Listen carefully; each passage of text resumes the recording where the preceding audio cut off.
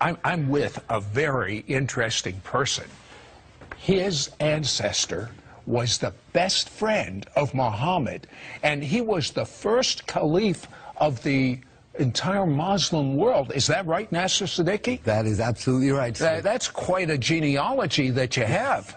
Yes, that's why the name Siddiq is synonymous with Abu Bakr Siddiq, the first caliph of the Muslim nation. So, out of curiosity, would most Muslims recognize your last name? Absolutely, absolutely. If I was to go to the Middle East, they would immediately recognize Nasir Siddiq. He's family from the Siddiqs. And speaking of family, he came from a very prosperous family, but he didn't do so bad himself. By 35, he was a millionaire. He had all the neatest cars and homes and everything Hollywood says they'll make you happy. But you know what? He developed a deadly disease. Tell me about that, Nasir. I got very sick, and it started off with blisters on the side of my neck.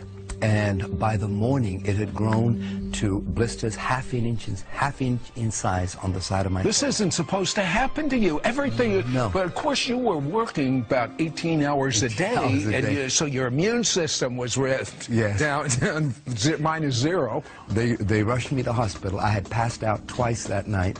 They rushed me to hospital, Toronto General Hospital in Toronto, Canada. In the emergency section, they diagnosed it as the worst case of shingles ever recorded in the history. I was in so much... But wait a second, I had shingles and I was in pain, but that wasn't, I couldn't die from it. Well, this one was from the top of my head all the way down here, all the way down the side of my face, this ear, this neck, this shoulder. They admitted me to hospital. The next morning, this ear was touching this shoulder. It was like a balloon. I looked like a leper, deformed on this side. And my immune system was not fighting back. Now, do you have a picture of that? Would you show us that? Yes, absolutely. This is what I look like in that hospital room. Blisters 1 inch in size, chickenpox, temperature 107.6, and brain damage. In this condition, with hypothermia, they left me to die. Well, the doctors actually came into the hospital, standing over your bed. They think you're out of it, you're sleeping. What did you hear them say? They examined me and they said that his immune system has shut down. This is spreading across his body. We can't do anything about the hypothermia because the brain had cooked itself, and they said I would probably be dead by the morning. In fact, Anita, they took her out of the room afterwards and explained to her that if I lived, this is someone that worked with you. Yes, my eye would be blind, my ear deaf, there's brain damage, this side of the face would be paralyzed, and if I lived, I would be a vegetable, but probably I would be dead by the morning. Okay, you hear this horrible report. You're a Muslim. Yes. Did you prepare? What does a Muslim think when he gets a death sentence? Like Allah is not a healer. Muhammad is not a healer, so we don't turn to Allah to heal us. We assume that we're going to die. But I was afraid of death, Sid. I was petrified of death. Why?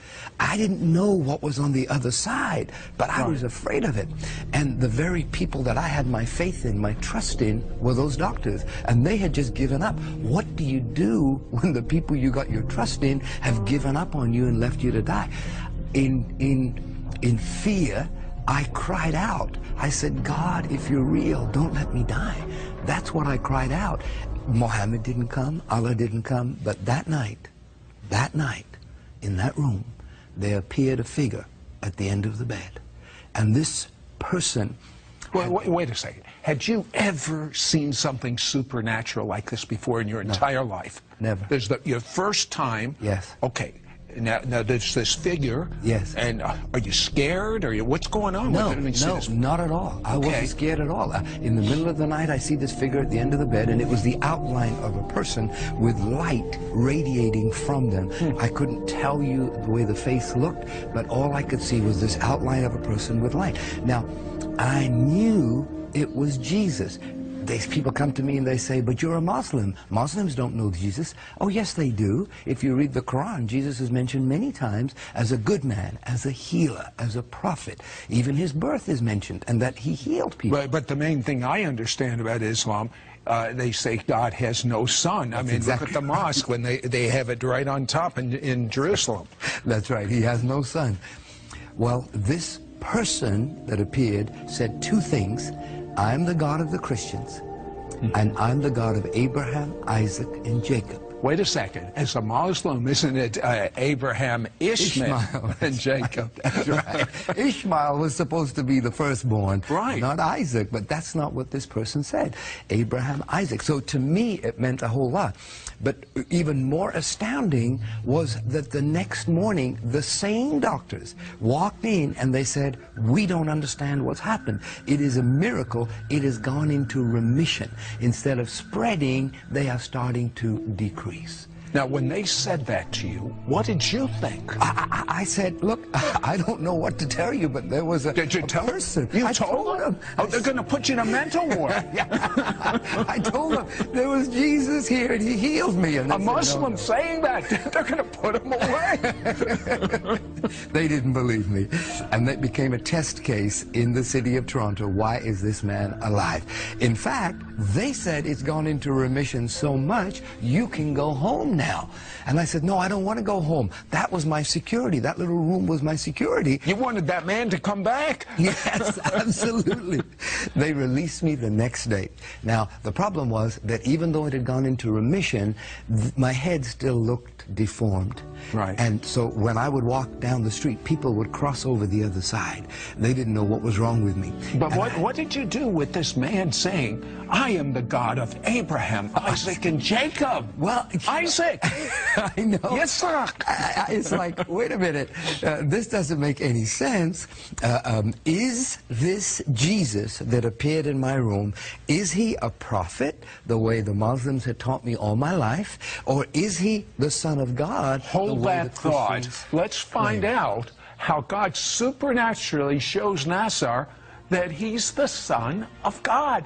Jesus is the Son of God. It's the God of Abraham, Isaac, and Jacob.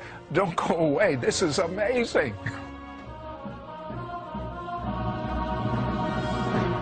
We'll be right back to It's Supernatural.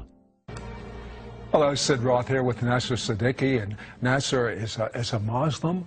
He is literally dying, the worst case of shingles the hospital had ever seen, and a man comes in, he just intuitively knows that it's Jesus, and he's emanating such love, such light, that healing begins to start in Nasir's body. The doctors don't understand it. They release him. He wasn't completely healed, but he went from no hope to being able to leave the hospital.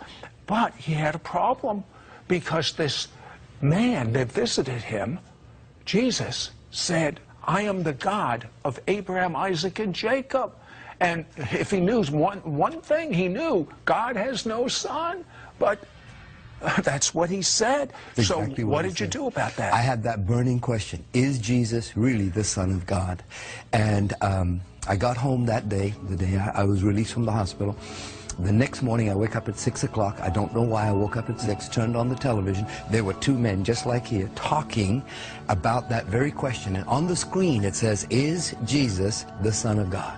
My goodness. Coincidence? I don't think so. That was the very question that was in my heart. And they're talking back and forth. And they were talking about how God sent his Son to die on the cross for our sins because of his love for us.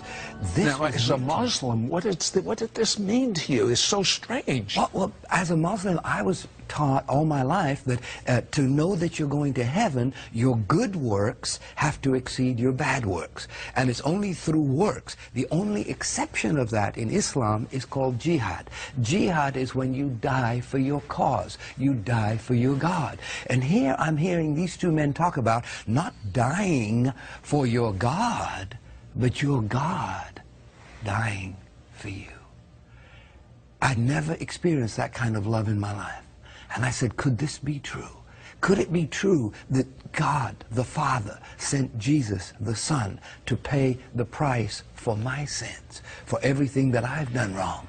This was all new to me, but it was exciting. And these men were talking back and forth that yes, Jesus is the Son of God, and yes, it is documented that he walked the earth, and it is documented that he healed, and it is documented that he died on the cross and paid the price for the sins of all mankind. So what happened with this horrific disease that you had? Well, that day when that program finished, I got on my knees. They led me in a prayer. I asked Jesus to be the Lord of my life. I found a photograph of the way I used to look, and I started praying to this Jesus. Can you make me look like this again? I had looked 75 years old. I had my whole face is aged. 5 days later, I woke up at 5 o'clock in the morning. The doctor said, don't scratch the blisters, they're contagious. But I saw some on my pillow, so I must have scratched them in the middle of the night.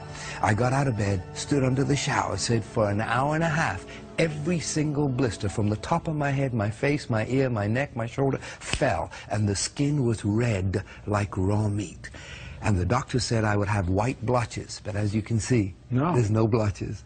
So is there any doubt in your mind that God is the God of Abraham, Isaac, and Jacob, and that Jesus is his son? Any doubt? No doubt whatsoever. I'll tell you. I have living proof. I'm sure of that. So Nasir ends up, storybook, he marries his associate, Anita.